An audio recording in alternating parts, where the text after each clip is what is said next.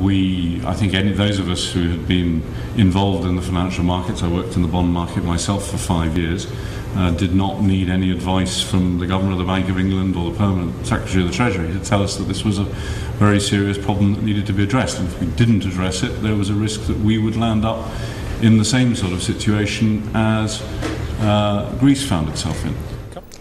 Chris Huhne, the Energy and Climate Change Secretary, said to have been involved in a bust-up with David Cameron over the AV referendum. And coalition unity was a subject that came up in the Commons on Thursday. The shadow leader of the House used business questions, where MPs can ask for a debate on any subject they like, to tease his opposite number about divisions within the government and the role of the Energy Secretary, Chris Huhne. Can we have a debate on the breakdown of collective cabinet responsibility? After his threat to sue ministerial colleagues last week, we read that the Climate Secretary this week used the cabinet meeting to launch a blistering attack on the Prime Minister over the content of the No campaign leaflets. He also said this over the weekend: to attack your political colleagues in a coalition for accepting the compromises necessary to allow the Conservatives to implement some of its policies is outrageous. Well, Mr. Speaker, where exactly do we start? First of all, it makes it sound as if the Lib Dems are helpless victims rather than willing participants.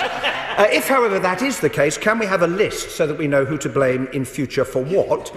Secondly, here we have a cabinet minister openly criticising the man who appointed him. And it appears that the occupant of number 10 is completely powerless to do anything about it. And I wonder, Mr. Speaker, if the Prime Minister feels that the most annoying man in British politics is now, in fact, the Climate Secretary. An honour that the Prime Minister had previously bestowed on the Shadow Chancellor, Ed Balls. The Leader of the House thought Labour had nothing to boast about. On the whole business of collective responsibility, I'm amazed that the Right Honourable Gentleman should seek to raise this from a party which, since losing power, has deluged high street bookshops with inside accounts from all the main players, giving us the grisly details of the spats, the feuds, the briefings within the cabinet. And things don't sound much better in the shadow cabinet, with one Brownite insider reported as saying that the leader of the opposition's team is terrified of the Shadow Chancellor and the Shadow Home Secretary because, I quote, they think they're going to come and try to kill him. And the reason they think that, is because they will.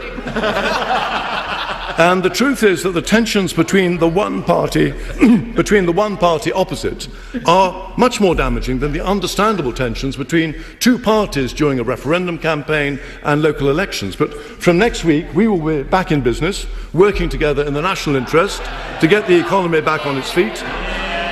Our divisions will heal, but theirs never will. I asked the Leader of the House whether he would look favourably at any request to debate the successes of the coalition in its first year in government, particularly the pupil premium and the increase in the tax threshold, and give us the opportunity also to debate the remainder of the government's programme and how we are going to address the poisonous legacy that was left us by the previous government. The government would welcome with open arms any opportunity to debate the successes. My honourable friend does remind the House that 1.1 million people have been taken right out of tax, and a number of other measures have been introduced, for example, to safeguard the interests of those who have retired.